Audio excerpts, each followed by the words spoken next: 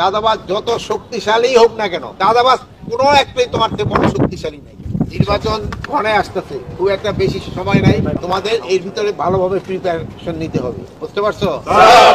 আর চাঁদাবাজ সংখ্যা কিন্তু বেড়ে যাচ্ছে। এই চাঁদাবাজদের এগেনস্টে ভালোভাবে তোমাদের অ্যাকশন নিতে হবে।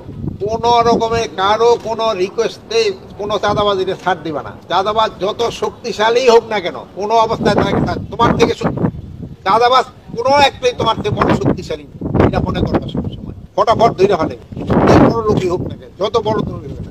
আর এলো মাদকের ক্ষেত্রে একেবারে জিরো টলারেন্স। তোমরা কিছুদিন যাওয়া দেখছি মাদকের ক্ষেত্রে তোমাদের যে কার্যকলাপ খুবই ভালো, খুবই ভালো।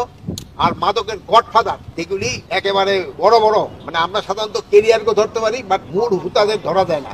মূল হুতাগুলি কিন্তু ওই হোটেল ইন্টারকন, সেনারগা, সাহাবা এইসব জায়গাতে থাকে, এগুলিরও ধরতে হবে। এগুলি এই মাদকের টাকা দিয়ে কিন্তু বড় বড় বিল্ডিং করে ফেলেছে, এগুলির কোনো অবস্থায় ছাড় দিবা না। তোমরা ভালো কাজ করে দিতেছো, এটা বজায় রাখবা। এখন যে কোনো ব্র্যান্ডের পুরাতন এসি বদলে নতুন ওয়ালটন এসিতে উপভোগ করুন 25% ছাড় এবং জনগণের সেবা করে দিবা। জনগণের টাকাই কিন্তু তোমাকে বেতন আসে, আর জনগণের সেবা করাটাই কিন্তু তোমার দায়িত্ব। জনগণ যে সময় তোমাদের ভালো বলবে, ওইটি হলো তোমাদের ভালো। আর অন্য কে বড় লোকে কে কি করলো এটা না, জনগণ কি চায় এটা দেখবে। জনগণের সেবা করার জন্য কিন্তু তোমাকে সৃষ্টি করা হয়েছে। আর কোনো অবৈধ আদেশ আমিও যদিও দেই, ওটাও মানবা না।